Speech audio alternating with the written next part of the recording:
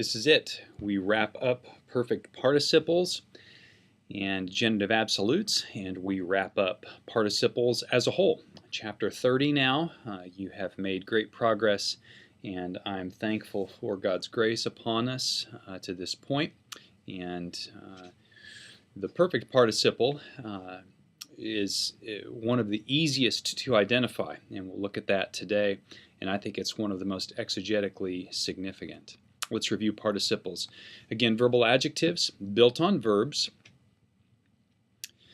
They have voice, but they also have an adjectival function to them. They modify. And we've thought about adverbial participles mainly. They modify verbs. And we've recently then thought about adjectival participles, modifying nouns.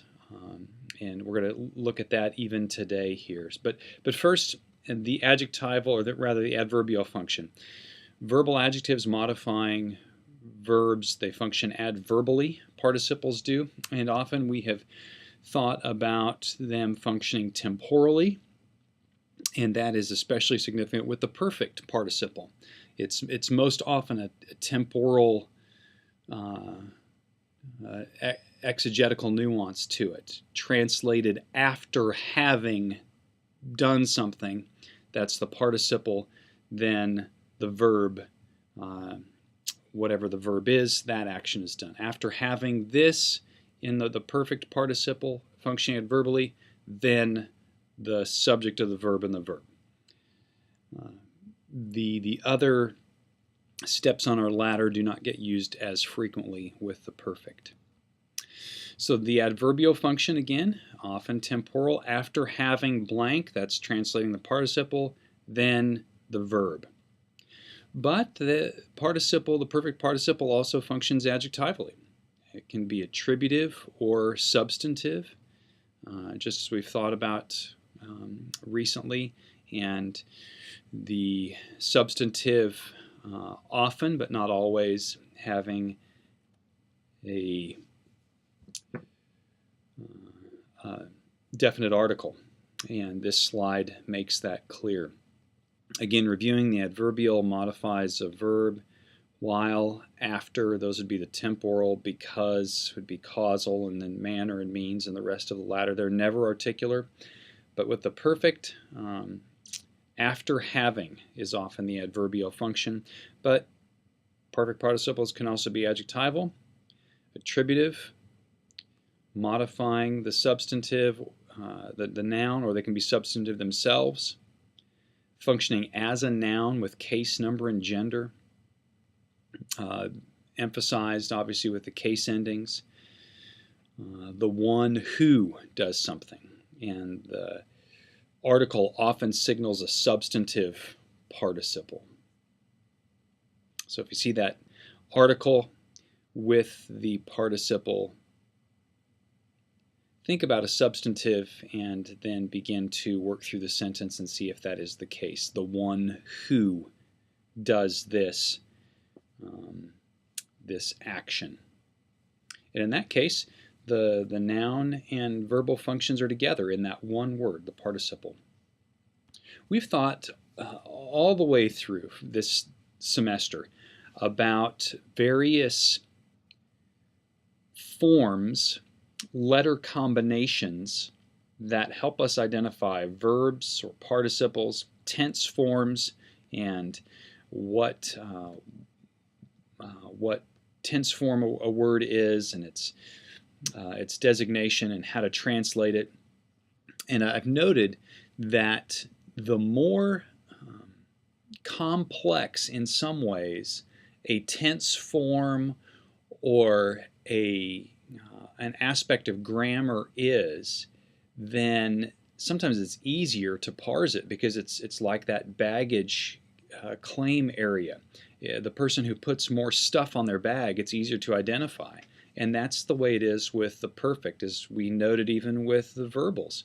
The perfect has reduplication, and then it has a tense formative. And we'll see that here even in the participle. Well, the tense formative and morpheme together. You see the chart the tense formative kappa in the active, and then the participle morpheme, masculine neuter ot, and feminine upsilon iota alpha, wea. That's how it looks. Ot is behind that, but a number of nuances bring it to look like wea or quia or cot, as the tense formative and participle morpheme are put together in the active. Middle passive meno, mene. As we've noted along the way, the masculine and neuter active, third declension, feminine first declension. Often it's the case with the middles, second declension, in this case middle and passive, second declension, meno, mene. The master noun case ending chart. We've looked at this along the way, and you probably become very familiar with it, if not memorized it or re-submitted it to memory if you memorized it in elementary Greek 1. Well, the components of the perfect active participle. The baggage claim area, we were standing there and we see our bag coming. It has a number of items on it. We can identify it. If you see reduplication, automatically you're in the perfect. If you see kappa, that signifies even further, and cot together, you're a perfect active participle of some kind. Then you can begin to look at case endings, look at context to see if you're masculine or neuter, and you're on your way. Paradigm of the perfect active participle. We have compensatory lengthening again in the nominative singular, as we've seen, for masculine, but not in the nominative neuter. Tau can't end a word, and the omicron lengthens to omega in the nominative singular. Nu drops out, and this is our pattern. Notice again, accusative singular, nominative plural are the same for to masculine to neuter, and then neuter, nominative, accusative singular the same, and nominative, accusative plural the same. Genitive and dative, singular and plural, identical in masculine and neuter. All the identical forms here, again, emphasize what for us? Context. Context is going to be important as we look at these. Feminine, fairly easy to recognize. Quia, quios, quia, quion, quii, quion, quiis, quiis, quios.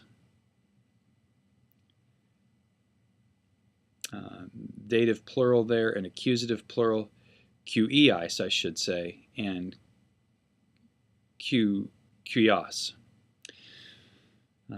One difficulty sometimes of Greek is pronouncing vowel combinations together, and after years it sometimes takes me a minute to get the pronunciation sharp.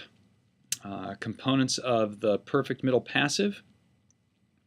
Here, notice there's no connecting vowel, and so we go from the tense stem to the middle passive morpheme, meno, mene, which begins with a consonant mu. So sometimes you have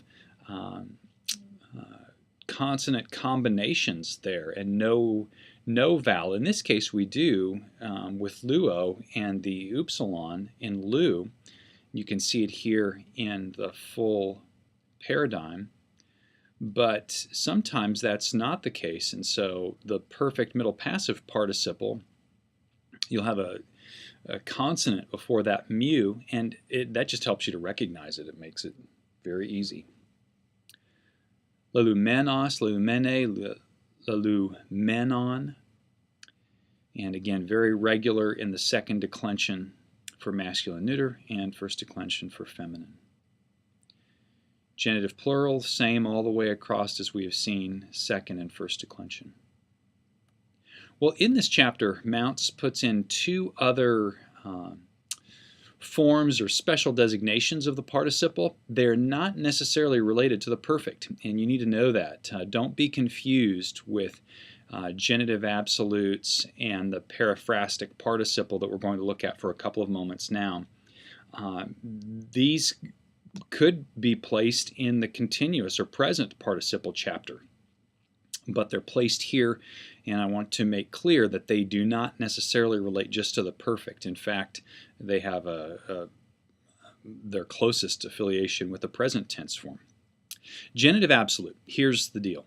You've got a genitive noun or pronoun, often autu, plus a genitive participle without a definite article, often present tense, and they function independent of the rest of the sentence. As Mounce notes, absolute can mean separate, standing on its own, and that's the case here. The noun or pronoun doing the action of the participle is different than the subject of the sentence. So this is kind of a set-off clause, think of it that way, and it often designates while this genitive absolute combination is going on, the action of the main verb in the sentence is going on, if it's a present participle.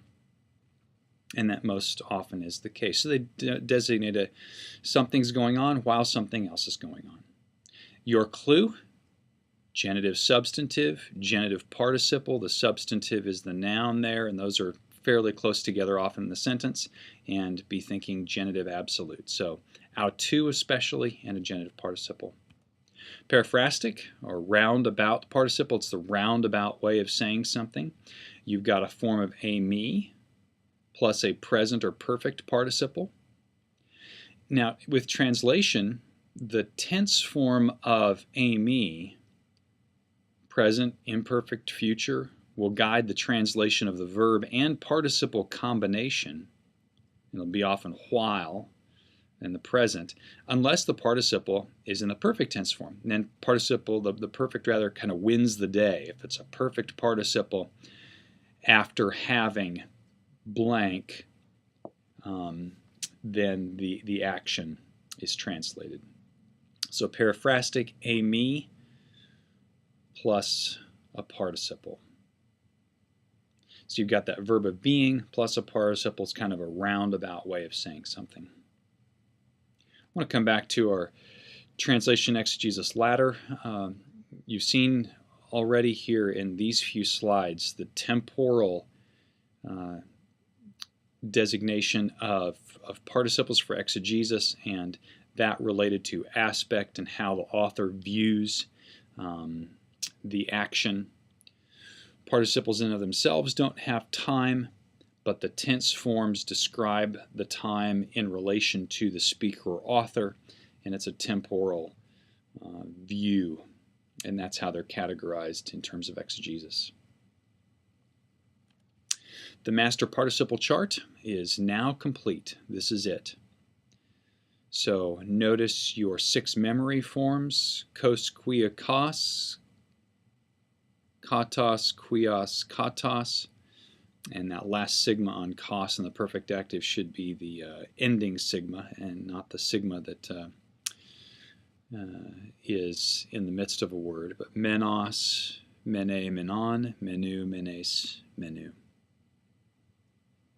Notice the perfect active and middle passive reduplication, tense formative kappa in the active but nothing in the perfect middle passive, meno, mene. Couple of vocab words this week, not much. Mayday, I hear mayday there. Mayday, someone calling for help, but not you. If you're having friends around you calling for mayday help in Greek, but not you, you're going to persevere and get through this. Mayday, no giving up. You're going to persevere through this. Presbyteros, presbytera, and on, Presbyterian, elder, can be an adjective as well. Older woman, but that would not designate an office as a noun. An elder proper, always in the New Testament, masculine as a noun. Well, that being said, we wrap up participles. Good work. Go out for dinner or dessert or something. Treat yourself in some way. You've conquered these participles. Good job.